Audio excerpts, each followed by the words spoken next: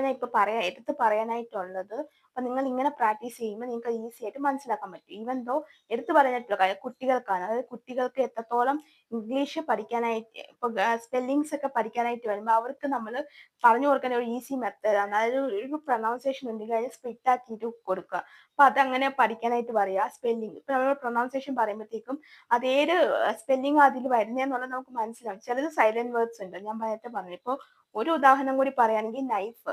ഇപ്പൊ നമ്മൾ പ്രൊനൗൺസ് ചെയ്യുമ്പോൾ എങ്ങനെയാ നൈഫ് എന്നാ പറയാ അല്ലെ? NIFE നൈഫ് എന്നാ പറയാ. പക്ഷെ അവിടെ ഒരു അക്ഷരമുണ്ട്. അത് ഏത് അക്ഷരാന്ന് അറിയോ നിങ്ങൾക്ക്?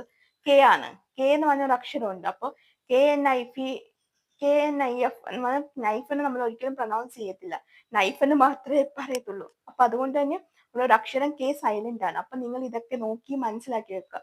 നിങ്ങൾക്ക് സൈലന്റ് വേർഡ്സ് അറിയാൻ വയ്യാത്തവരുണ്ടെങ്കിൽ ഞാൻ മുമ്പ് ചെയ്ത ഒരു വീഡിയോ ഞാൻ ക്ലാസ്സിന് ഇട്ടിട്ടുണ്ട്. സോ നിങ്ങൾക്ക് ആർക്കെങ്കിലും വേണമെങ്കിൽ ഞാൻ ആ ക്ലാസ് ഇതിന്റെ ഡിസ്ക്രിപ്ഷൻ ബോക്സിൽ മെൻഷൻ ചെയ്യുന്നുണ്ട്. അപ്പൊ നിങ്ങൾക്ക് വേണമെങ്കിൽ ചെക്കൗട്ട് ചെയ്യാം. നിങ്ങൾക്ക് ഈസി ആയിട്ട് കുറച്ചും കൂടി മനസ്സിലാക്കാനായിട്ട് പറ്റും. അപ്പൊ സൈലന്റ് വേർഡ്സ് വരുമ്പോഴത്തേക്കും നിങ്ങൾക്ക് എഴുതാൻ കുറെയൊക്കെ ഏറെ ബുദ്ധിമുട്ടോ ഏറിയതാണെന്ന് എനിക്ക് മനസ്സിലായി. അപ്പൊ നിങ്ങൾ ഞാൻ പറഞ്ഞ രീതിക്കനുസരിച്ച് നിങ്ങൾ ഫോളോ ചെയ്യുകയാണെങ്കിൽ നിങ്ങൾക്ക് ഈസി ആയിട്ട് തന്നെ ഇംഗ്ലീഷ് എഴുതാനും അതേപോലെ തന്നെ സംസാരിക്കാനും നല്ല രീതിയിൽ പറ്റും. ഓക്കെ.